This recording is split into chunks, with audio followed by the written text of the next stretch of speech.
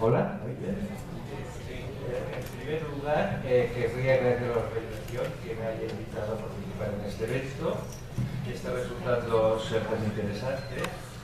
Y me ha tocado ser el último ponente y entiendo que estáis cansados de tanta saturando de tanta información. Ha sido un último esfuerzo y espero que la intervención mía sea útil y soporte algunas ideas. Quería puntualizar primero tres cosas, y es que lo que yo explicaré proviene de mi realidad territorial, que es Cataluña, por lo que quizás no corresponde del todo con vuestra realidad, que teniendo en cuenta el tema central del coloquio me referiré principalmente a las bibliotecas universitarias, pero también incorporaré comentarios relacionados con las bibliotecas públicas y que estoy segurísimo que voy a repetir cosas que se han dicho estos días, pero que debo hacerlo porque forman parte del contexto de mi ponencia. Mi intervención durará 45 minutos y se divide en dos partes.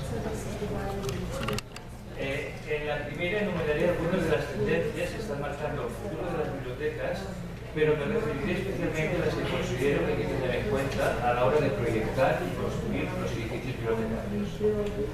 Y en la segunda parte analizaré los factores que considero determinantes para elaborar un buen proyecto arquitectónico. Antes de referirme a las tendencias, analizaré brevemente la situación actual y lo haré a través de tres aspectos: los usuarios, las colecciones y el espacio físico. Empezaremos por los usuarios. En las bibliotecas universitarias hay usuarios físicos y usuarios virtuales y se conoce el perfil de ambos. Los hábitos de estudio han cambiado y no se utiliza tanto el libro, sino que se trabaja más con información troceada, que es más fácil buscar en línea. Por consiguiente, los usuarios utilizan básicamente un ordenador portátil con el que pueden hacer muchas cosas. La universidad no se fundamenta en clases magistrales y trabajos individuales, sino que interactuamos en grupo y se trabaja por proyectos, por lo que se necesitan espacios que permitan esta nueva manera de trabajar. En las bibliotecas públicas el perfil del usuario es mucho más amplio ya que abarca a toda la humanidad.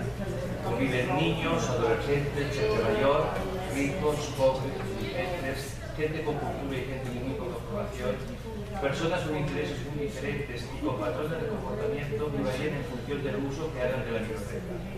Y me refiero, por ejemplo, a que un usuario puede ir un día acompañado de un niño pequeño y al día siguiente puede estar ahí haciendo un trabajo o leyendo una revista y a lo mejor después asistir a la presentación de un libro.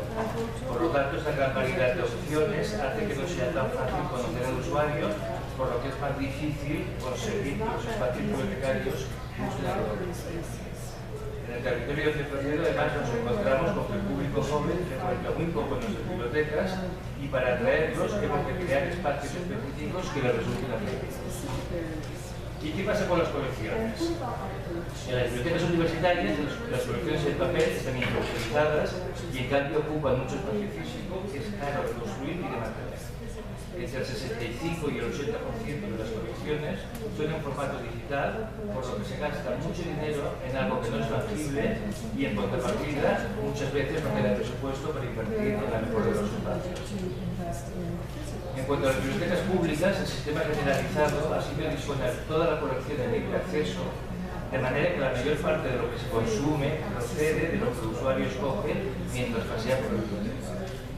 Pero, analizando los porcentajes de préstamo, vemos que deberían ser más elevados, por lo que hay que repensar el modo de exponer la colección. También nos encontramos con que el consumo de material audiovisual está bajando mucho y se trata de un material que es caro y que si se expone bien requiere un mobiliario especial que además ocupa mucho espacio.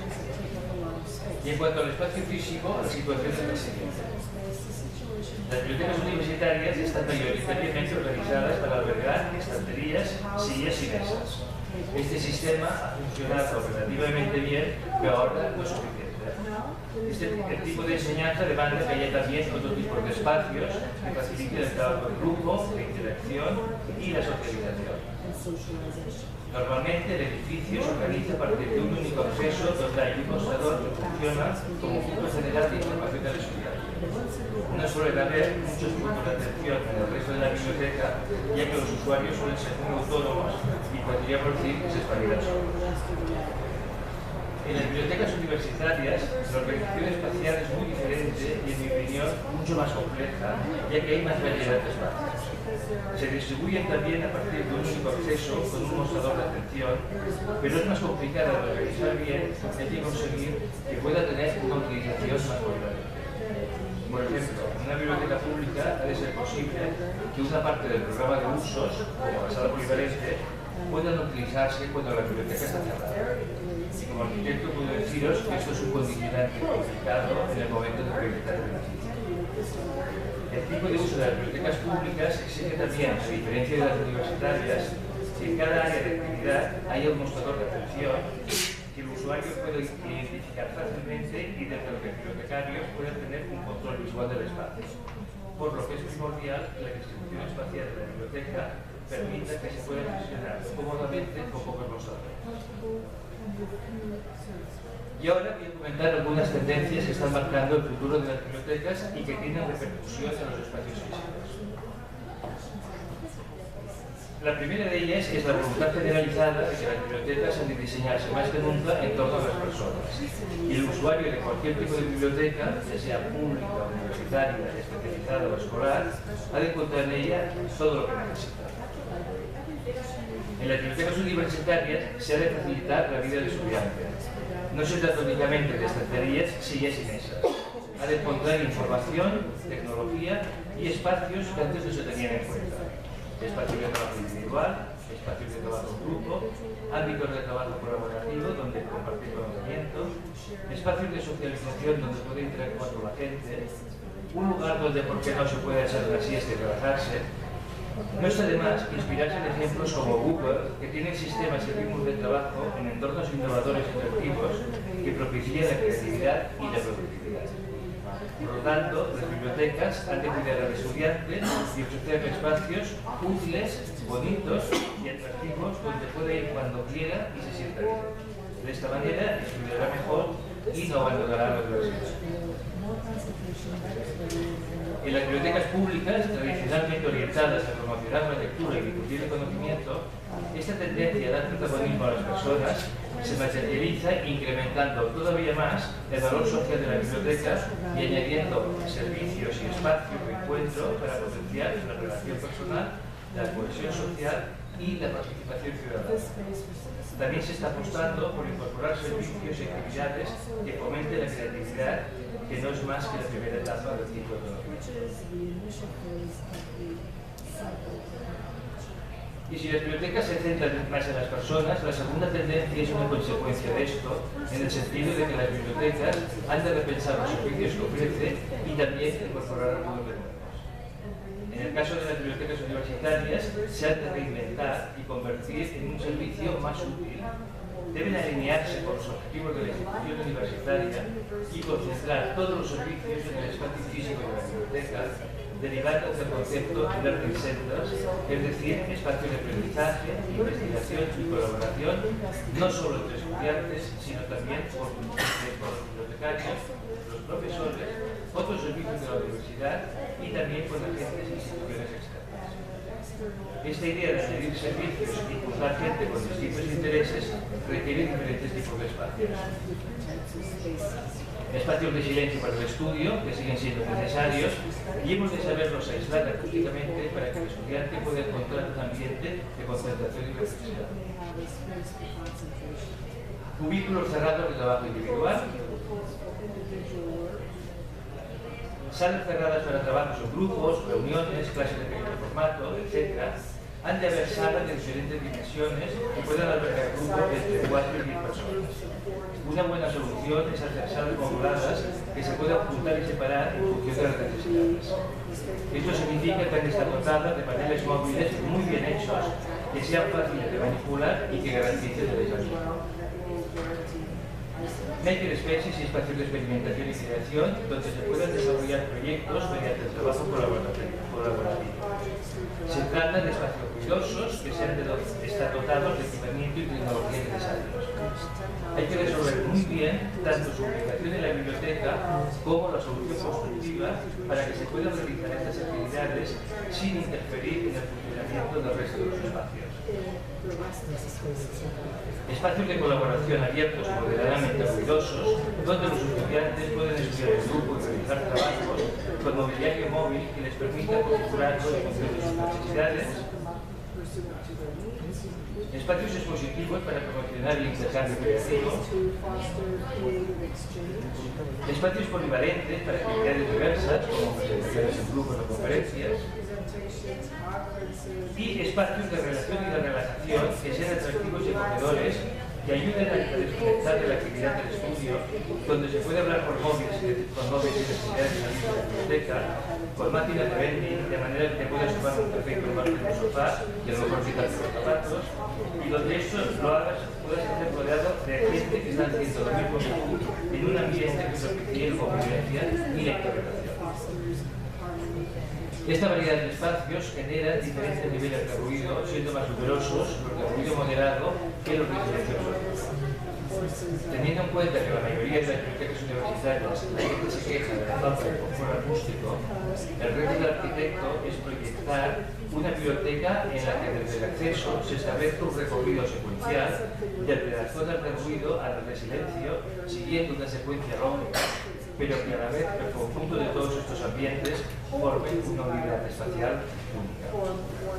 Y no hay que olvidar que la tecnología debe estar integrada en todos estos espacios y en el mobiliario, lo que significa equipos y programas informáticos adecuados, wifi potente, enchufes por todos lados para que los usuarios se puedan conectar allá donde quieran, pizarras, muebles donde puedan conectarse sus equipos, pero que se puedan mover con facilidad, etc.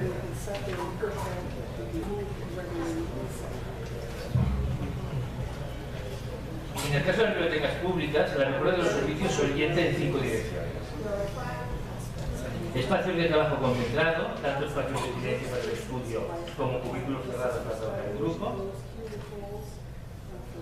Espacios de encuentro que propicien la relación y el intercambio de experiencias, como por ejemplo ámbitos específicos para el público joven con mobiliario informal y muy enfocado a sus intereses, o también ámbitos donde se pueden improvisar especificaciones y presentaciones y que pueden estar integrados en medio de la biblioteca. Espacios de aprendizaje y de experimentación que fomenten la creatividad y en muchas ocasiones en colaboración con agentes externos como universidades y empresas. Y incluso otra tendencia es incorporar servicios municipales en el espacio físico de la biblioteca, como por ejemplo el punto de atención juvenil, o el servicio de turismo local, o el centro de desempleo, etc. Y finalmente, también se está apostando por que las bibliotecas sean 100% inclusivas. Se trabaja para que tanto el continente, o sea el edificio, como el contenido, o sea las colecciones y los servicios, sean completamente accesibles para todo el mundo, es decir, para las personas sanas y para las que padecen de cualquier tipo de minusvalía física o intelectual, que en definitiva somos cualquiera de nosotros en algún momento de nuestra vida. Este último es un reto muy ambicioso que además repercute muchísimo en la vida. Como podemos ver, esta orientación más global de las bibliotecas repercute tanto en la organización espacial como en la dimensión. Para acoger esas nuevas actividades, las bibliotecas han de ser más grandes, por lo tanto, más caras de construir y de mantener. Pero esto se puede compensar diseñando edificios que permitan la utilización flexible de algunos espacios de forma que se facilite la simultaneidad de actividades. La tercera tendencia se refiere a los cambios en el modo de organizar y gestionar las bibliotecas. En el caso de las bibliotecas universitarias, se producen cambios con respecto a la colección. El tratamiento de la información ha de facilitar que el usuario lo encuentre todo desde la biblioteca, pero hay que hacer algo con la colección física que, como decíamos, tiene mucho valor, pero está infrautilizada y ocupa mucho espacio. Se está optando por establecer mecanismos de colaboración con otras bibliotecas para agrupar y compartir gran parte de las colecciones que pueden almacenarse en otros edificios. El usuario debe solicitar con tiempo los documentos que forman parte de esta colección externa y en la biblioteca se mantiene un pequeño porcentaje de la colección que se organiza siguiendo criterios más expositivos para que la gente lo utilice más. Esta opción permite sacar estanterías y liberar mucho espacio. En el caso de las bibliotecas existentes, me consta que este cambio de orientación sobre cómo almacenar la colección es complicado de llevar a cabo, ya que las bibliotecas suelen estar muy llenas de cosas y cuesta mucho esfuerzo y también dinero trasladarlas para ganar espacio para los usuarios. Otra de las tendencias es quitar los ordenadores de las mesas. Cada vez se trabaja más con dispositivos portátiles, ya sean de la biblioteca o de los propios usuarios. De esta manera las mesas quedan liberadas y sirven para más cosas. Además, si se resuelve bien el tema de las conexiones, estas mesas pueden moverse y el espacio es más flexible. Y también se producen cambios en el sistema de trabajo interno del personal bibliotecario y algunos de ellos afectan al espacio. La tendencia es que el personal no tenga mesa propia o un despacho, sino que se busca el trabajo físico de trabajo en función de la tarea que vaya a realizar. Una mesa y una silla en la oficina abierta para el trabajo más burocrático, un espacio de silencio para el trabajo concentrado, un espacio cerrado para reuniones o para hacer llamadas por teléfono, una zona de descanso comunitaria, etc. Y todo ello se traduce en ahorro de superficie de la zona trabajadora. En las bibliotecas públicas, el cambio de organización y gestión más muy importante está relacionado con un nuevo sistema después de la colección. En Cataluña, desde hace muchos años, el 100% de la misma se ofrece libre acceso y se organiza de manera que el usuario la va encontrando mientras pasea tranquilamente por la biblioteca. La altura de los estantes nunca supera los 2 metros, la anchura de los pasillos permite caminar sin molestar al que pasa por el lado, la cantidad de documentos que se colocan por metro lineal permite que sea cómodo poder y sacar libros, pero esto se traduce en espacio y de hecho, cuando se planifica una biblioteca, este sistema de organización es un factor determinante para dimensionar el edificio. En el momento actual se está planteando organizarla de una forma más expositiva, más comercial, es decir, colocando libros apoyados en estantes inclinados, creando centros de interés temáticos, donde aparte del libro puede haber un DVD, una pantalla, un elemento decorativo, etc. Dado que este sistema requiere más espacio, hay que buscar mecanismos para que por lo menos en las bibliotecas existentes sea posible hacer este cambio. Lo que se hace es definir un porcentaje de la colección más expositivo, irá rotando en función de lo que decida la biblioteca, y almacenar el resto de una forma más compacta, ya sea densificando las estanterías, o sea, llenándolas más y dejando menos distancia de paso, o bien instalando estanterías compactas que no siempre es posible, porque requiere que la estructura del edificio esté calculada para soportar ese sobrepeso. En estos momentos nosotros estamos en un periodo de reflexión, ya que este cambio de organización implica que una gran parte de la colección deja de ser de libre acceso y entra en contradicción con lo que comentaba anteriormente sobre nuestra apuesta por las bibliotecas inclusivas. Esta reflexión apunta también a la planificación de las nuevas bibliotecas, ya que la dimensión del edificio dependerá del porcentaje de la colección que se decida que sea expositivo, del qué porcentaje se decida que sea de libre acceso y de qué nivel de inclusión queremos que tenga la biblioteca. Otro cambio de organizativo en la Biblioteca Pública de Cataluña es la incorporación del autoservicio, de forma que el mismo usuario efectúe las transacciones de préstamo y devolución de documentos. Esto repercute en el espacio, ya que en la zona de acceso de la biblioteca los mostradores de atención pueden ser mucho más pequeños y hay que habilitar un ámbito para que puedan colocar las máquinas de préstamo y devolución. Y el último cambio del sistema de gestión es la voluntad de que el personal bibliotecario salga del mostrador e interactúe más directamente con el usuario. Esto significa que en muchas partes de la biblioteca se sustituyen los mostradores clásicos por puntos de información muy visibles donde el bibliotecario está sentado en un tamborete o quizás está de pie, a lo mejor lleva un chaleco identificativo con el nombre o el logotipo de la biblioteca. Y una vez comentadas las tendencias que tienen una repercusión en el espacio físico de la biblioteca, voy a analizar ahora los 3 factores que considero determinantes para el buen desarrollo de un proyecto arquitectónico, y que son elaborar un programa funcional, trabajar por fases y hacer un buen proyecto.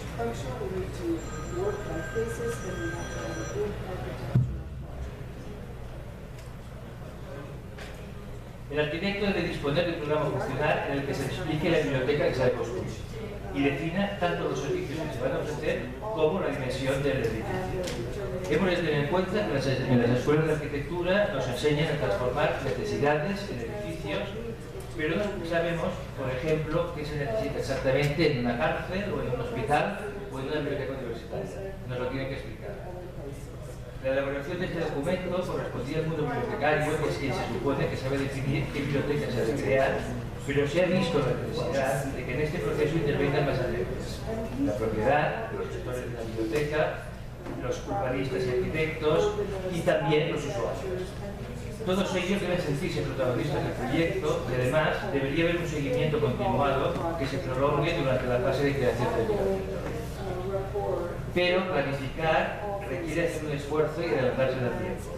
En el momento actual, los usuarios tienen intereses muy diferentes y las expectativas de la biblioteca son muy altas, ya que de ellas se espera que lo ofrezcan todo. Por lo que hay que concebir programas funcionales que presatien las necesidades de los usuarios, lo cual tiene un componente de experimento y también, ¿por qué no?, sobre el factor planificación me referiría a tres conceptos: estándares, evaluación y modelo de biblioteca. Una herramienta muy útil para la elaboración de programas funcionales, que ya se ha comentado antes, es la existencia de estándares, que ofrezcan pautas para definir y dimensionar la biblioteca. Hemos visto que las bibliotecas han de ser grandes porque queremos que pasen muchas cosas y se utilicen mucho, pero los edificios son caros de construir y mantener y es difícil dimensionarlos correctamente si no se dispone de alguna referencia, por lo que es recomendable apoyarse en estándares existentes. En el caso de Cataluña, y con la finalidad de conseguir el equilibrio territorial, la red de bibliotecas públicas dispone de unos estándares de servicio, básicamente cuantificadores, que dimensionan en función del número de habitantes lo siguiente: el fondo documental, la superficie de los espacios, el número de puntos de lectura, los recursos humanos y las horas semanales de servicio. Cuando se realiza un programa funcional, estos datos numéricos se ajustan a partir del estudio de la realidad local y de las necesidades de cada municipio. El siguiente concepto, que también se ha comentado aquí, es la evaluación, porque es una de las claves para practicar bien ese apoyarse en la experiencia, aprendiendo a través del análisis de los pros y los contras de las bibliotecas existentes para decidir qué se puede copiar y qué se debe evitar. Esta es una de las razones por las que se debería implementar las disciplinas de la evaluación postocupacional, post-inauguración de los diferentes bibliotecarios, que permite extraer información útil tanto del éxito como del fracaso. Y aprovecho para comentar que les he dicho que la sección de edificios de la isla dispone en acceso abierto de un cuestionario que nos puede resultar útil. Por lo tanto, a partir de la utilización de estándares y del análisis de bibliotecas existentes, el programa funcional resultante, que como decíamos será el documento de referencia para que el arquitecto proyecte el edificio, debería definir qué tipo de biblioteca se quiere hacer, qué espacios deben haber, cuál es su dimensión, qué tipo de público lo utilizará, qué actividades se han de realizar, cuántos documentos y puntos de lectura hay que poner, cómo deben relacionarse unos espacios con los otros, cuáles han de ser directamente conectados y cuáles han de estar diferenciados, qué es mejor encontrarse cuando se entra en el edificio. Cuantas más cosas se explique, mejor. Con toda esta información, también se pueden establecer los parámetros económicos que permiten prever los gastos de inversión inicial y los de mantenimiento anual de la biblioteca. Por lo tanto, un programa funcional bien elaborado acaba siendo un documento muy útil tanto para desarrollar el proyecto como para la gestión futura del equipamiento. En cualquier caso, es imprescindible para el arquitecto, ya que si no dispone de esta información, puede acabar proyectando la biblioteca que se imagina él y no la que realmente se necesita. Finalmente, la planificación de la biblioteca también debería incluir, de alguna manera, una referencia al modelo de biblioteca que se quiere realizar. Al arquitecto que proyecta el edificio se le debería transmitir el modelo, la filosofía o como se quiera llamar, y a alguien que lo refiere a una información concreta o datos numéricos, sino de una especie de declaración de intenciones que sitúa al arquitecto en el camino a seguir. Para explicarlo mejor y sin ninguna intención de inducir a nada, voy a poneros el ejemplo de lo que hacemos nosotros. En el caso de las bibliotecas públicas de nuestra red, el modelo que definió el mundo bibliotecario en los años 90 es un servicio muy enfocado al usuario, abierto, integrador y que invita a entrar, con una colección atractiva y muy bien expuesta, de forma que los ciudadanos hagan una utilización muy activa de la biblioteca y se sientan como en casa. Dicho esto, os voy a mostrar unas imágenes de bibliotecas, la mayoría de ellas fotos de bibliotecas de nuestra red, donde podéis ver que en función de este modelo teórico que os acabo de decir, se ha ido desarrollando un modelo arquitectónico que facilita que se cumpla todo esto. El edificio bibliotecario debe ser identificable, emblemático, transparente, accesible, con un vestíbulo amplio donde sea fácil orientarse hacia las principales áreas de la biblioteca. La organización espacial ha de transmitir sensación de amplitud y ofrecer una relación visual entre las áreas, de forma que mientras deambulamos vayamos encontrando la información. Deben convivir diferentes formas de utilización de la biblioteca sin que el espacio dé sensación de agobio o fatiga visual. Para asegurar el éxito del equipamiento, cada usuario debe encontrar su propio espacio, tener fácil acceso a las tecnologías de la información, escoger un rincón para leer tranquilamente, disfrutando de buenas vistas, en un entorno acogedor, cómodo y atractivo. También están los niños y los padres que los acompañan. Cuando planteamos la organización del mobiliario, hemos de conseguir una distribución ordenada, flexible, dejando unas distancias entre los muebles que faciliten la circulación y respeten el espacio ocupado por los usuarios. También hemos de saber sacar partido de la iluminación natural y apostar por una iluminación artificial variada y flexible que se pueda adecuar a las distintas hipótesis de uso. Finalmente, hemos de incorporar elementos acústicos que absorban el ruido que produce la conversación y la combinación de gente. Dicho de otra manera, se demanda entregar al programa funcional, se le explica al arquitecto la esencia de lo que se quiere conseguir, que en nuestro caso se trata de unas pocas frases y unas cuantas fotos, nos estamos asegurando de que el enfoque que le dará al edificio es el que realmente queremos.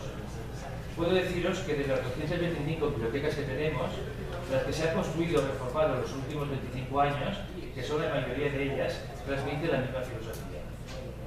En cuanto a las bibliotecas universitarias, y aunque mi experiencia se fundamenta en las bibliotecas públicas, me atrevo a decir que el denominador común es el mismo, y lo que se pretende es que el edificio funcione como un ágora de acceso al conocimiento para todos los integrantes de la universidad. Un espacio para el estudio, la lectura, la investigación, el encuentro, el descanso y la discusión. Y de hecho se dice que las bibliotecas universitarias se están inspirando en las bibliotecas públicas para definir su modelo. El segundo factor que considero determinante para que el proyecto arquitectónico se desarrolle bien es trabajar por fases.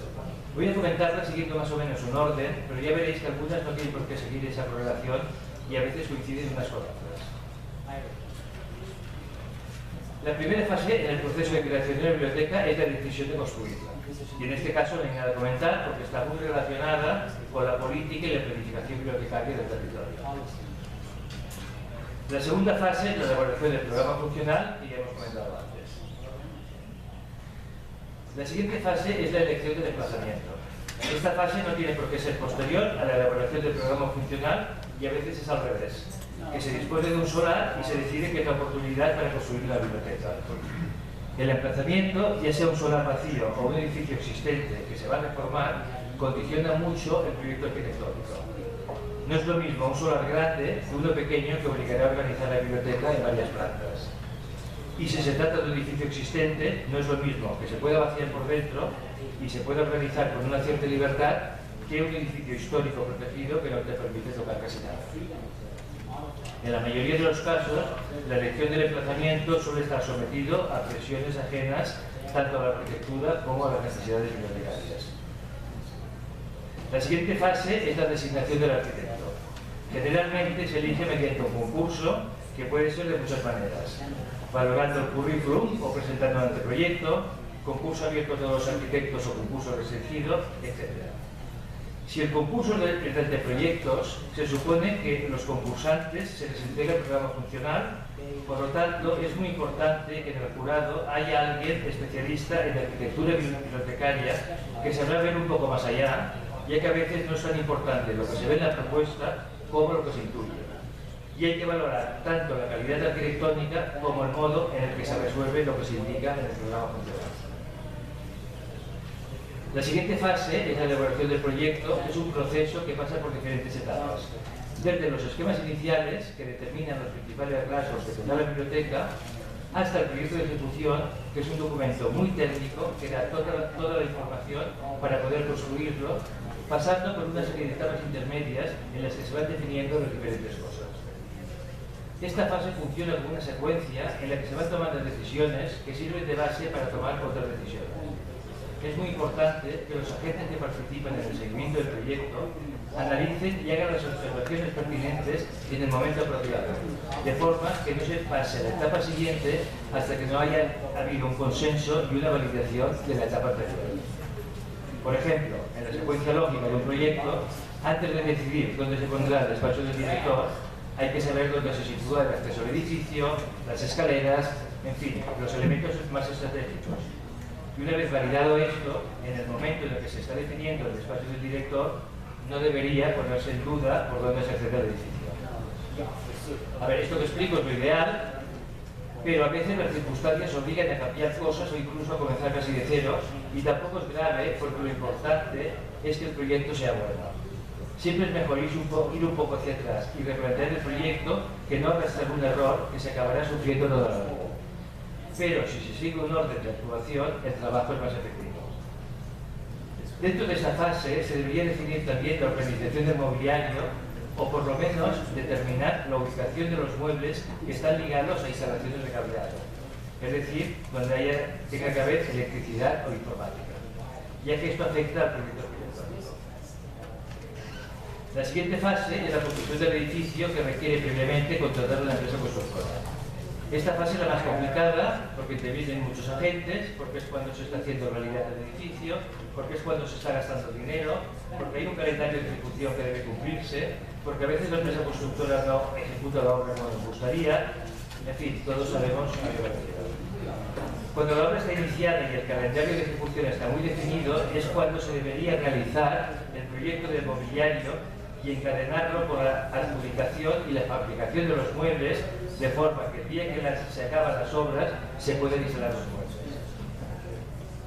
El proceso se acaba por la puesta en funcionamiento del equipamiento, es decir, la instalación de los equipos informáticos y la protección del fondo documental, y por fin con la inauguración de la biblioteca. Hay que decir que en muchas ocasiones las últimas fases son las más estresantes, porque a veces se producen retrasos en las fases anteriores. Hay una fecha de inauguración que no se puede cambiar y por lo tanto en los últimos días se acumula todo. Quien acaba sufriendo lo más es el personal bibliotecario, que a última hora de hacer milagros para que el día H todo esté perfecto. Y el tercer y último factor es hacer un buen proyecto, porque no es lo mismo hacer un proyecto que hacer un buen proyecto. Y para conseguir esto se necesitan dos cosas: asesoramiento y enfocar bien el proyecto. El arquitecto debería estar asesorado por alguien que conozca las necesidades bibliotecarias. Como he comentado antes, un arquitecto sabe convertir necesidades en espacios físicos, pero no tiene por qué conocer todos los detalles sobre las bibliotecas. Teniendo en cuenta que en el desarrollo de un proyecto el arquitecto ha de tomar constantemente decisiones, seguro que serán acertadas si se dispone de este asesoramiento continuado. Si el asesor es un arquitecto especializado en bibliotecas, mejor, ya que la comunicación es más fácil, porque ambos tienen la misma formación y podemos decir que hablan el mismo idioma. Si no es un arquitecto, es aconsejable que esté familiarizado con la arquitectura, que sepa interpretar planos, que tenga algunos conocimientos sobre materiales constructivos, sobre iluminación, porque si es así, la colaboración será más completa y más productiva. Pero no solo será el asesoramiento. Lo más importante para garantizar el éxito es que el arquitecto enfoque el proyecto teniendo presente en todo momento algunos conceptos que considero determinantes, y me referiré a los siguientes: accesibilidad, organización, sostenibilidad de mantenimiento y flexibilidad. Los edificios destinados a biblioteca deben ser completamente accesibles, y esto se traduce en muchas cosas. Deben ser atractivos y fácilmente identificables, que inviten a entrar, han de mostrar una imagen de servicio abierto a todos los usuarios, deben ser acogedores y agradables, con una señalización clara y comprensible, con unas instalaciones que sean accesibles para facilitar el mantenimiento, no ha de haber ninguna barrera arquitectónica y con un fondo documental también accesible. Organización. La gran cantidad de cosas que se encuentran en una biblioteca debe compensarse con una buena organización de los espacios, del mobiliario y de la colección, de forma que a los usuarios les resulte fácil y agradable utilizar la biblioteca y que el personal bibliotecario trabaje cómodamente. Por lo tanto, el arquitecto debe proyectar el edificio teniendo en cuenta lo siguiente: respetar la relación que debe haber entre las diferentes áreas, tal como se especifica en el programa funcional. Que desde el acceso sea fácil entender cómo está distribuida la biblioteca. Que las sesiones y sensores sean visibles. Que las actividades estén organizadas a partir de un recorrido secuencial desde el vestíbulo, comenzando por los servicios con más afluencia de público y más ruidosos, y organizándola de forma que el ruido provocado por el movimiento de los usuarios no interfiera en las zonas que requieren silencio. Y con una ubicación estratégica de los mostradores de atención, de forma que con pocos se puedan atender todos los servicios. Sostenibilidad y mantenimiento. El edificio bibliotecario debería ser sostenible y fácil de mantener. Pero como un edificio sostenible es más caro, aunque a largo plazo acaba siendo más barato, porque consume menos, se requiere una cierta voluntad por parte de la propiedad para plantearlo. Si no se da esa circunstancia, voy a citar de momento algunas recomendaciones que sin costo adicional ayudan a que el edificio sea moderadamente sostenible y fácil de mantener, y que son fáciles de aplicar si se plantean en el momento oportuno. Utilizar materiales constructivos adecuados a la climatología existente. Que la dimensión y ubicación de las aberturas exteriores favorezca la entrada de luz natural, pero que incorpore las protecciones necesarias para evitar la entrada directa del sol. Que se puedan limpiar las ventanas sin necesidad de utilizar mecanismos sofisticados y caros. Que el edificio disponga de sistemas naturales de ventilación y que la iluminación artificial sea de bajo consumo y con sistemas que eviten que las luces estén abiertas cuando no hace falta. Y finalmente la flexibilidad, que es quizá la palabra más repetida cuando hablamos de edificios bibliotecarios, ya que pretendemos que puedan adecuarse a lo que queremos ahora y a lo que vendrá después. Enfocar el proyecto con criterios de flexibilidad se traduce en que los forzados de toda la biblioteca deben estar calculados para soportar la sobrecarga uniforme prefijada, lo cual permitirá cualquier cambio de distribución de muebles. El nivel de los forzados ha de ser continuo, es decir, sin escalones ni rampas que dificulten los cambios de distribución de muebles. Agrupar los sanitarios y los núcleos de comunicación vertical, o sea, las escaleras y ascensores, para liberar al máximo el resto de los espacios. Diseñar una red de canalizaciones horizontales para el paso de cableado que sea generoso y muy accesible para que sea fácil cambiar y poder poner nuevas conexiones. La iluminación artificial ha de ser independiente del mobiliario para permitir cambios de distribución, y el mobiliario que sea móvil y fácilmente adaptable a cambios. Si se proyecta una biblioteca con estos criterios, conseguiremos un edificio razonablemente flexible, pero hay que saber que la flexibilidad total no existe y a veces esta palabra se utiliza como excusa para evitar tomar decisiones. En algún momento hay que definir cosas que no se van a poder cambiar fácilmente, como las escaleras y ascensores, los sanitarios, las ventanas, etc. Por lo tanto, el reto del arquitecto es doble. Por un lado, proyectar un edificio, unas instalaciones y un mobiliario que sean razonablemente flexibles, un contenedor suficientemente diáfano donde se puedan realizar cambios sin demasiado esfuerzo, con espacios que permitan simultanear actividades en coincidencia de gente, de la simbología y personalidad propias de lo que representa la biblioteca como servicio abierto al mundo. Y me quedan un par de minutos que voy a pedir que dejéis hacer el papel de defensor de los arquitectos que proyectan bibliotecas, porque hasta ahora es mucho más que pedirles cosas. Aunque yo soy el primero que está en contra de la arquitectura caprichosa y apuesta por una arquitectura coherente, hay que reconocer que proyectar una biblioteca que funcione bien es muy difícil, ya que lo queremos todo. Queremos transmitir sensación de amplitud. Queremos grandes visuales desde el vestíbulo para que desde el momento de entrar se entienda cómo está organizada toda la biblioteca. Queremos espacios abiertos y relacionados entre sí, sin puertas ni divisiones, pero hemos de tener en cuenta que para conseguir todo esto se requieren grandes volúmenes y dobles alturas que hay que climatizar y que pueden provocar problemas de ruido. Queremos que la fachada principal donde está el acceso a la biblioteca sea la más importante desde el punto de vista urbano, prescindiendo de si está bien orientado o no. Queremos grandes aberturas para tener una relación visual entre el interior y el exterior. Pero no queremos que entre el sol directo, que nos molestará y además provocará más consumo energético y climatización. Queremos que haya siempre una temperatura confortable y que nadie tenga ni frío ni calor. Pero en una biblioteca la afluencia de público es muy irregular y a veces está muy llena y a veces muy vacía. Y un usuario puede estar sentado leyendo mientras otro puede estar realizando una actividad física más movida y además cada persona tiene su propia sensación de confort. Queremos trabajar o estudiar en cualquier lugar en la biblioteca disponiendo de la iluminación adecuada, pero también queremos poder escoger un rincón donde haya una luz tenue y acogedora para estar tranquilo, en intimidad y sin que nos moleste nadie, pensando en nuestras cosas o escuchando música. Por lo tanto, queremos la cantidad de luz necesaria, en el lugar necesario y en el momento adecuado. O sea, queremos luz a la carta. Queremos que haya muchos enchufes en todos los sitios para conectar el portátil y el móvil. Pero no nos gusta ver esa cantidad de cables sueltos por todos lados que además nos pueden hacer tropezar. Como veis, la tarea del arquitecto es muy difícil porque debe dar respuesta a múltiples demandas.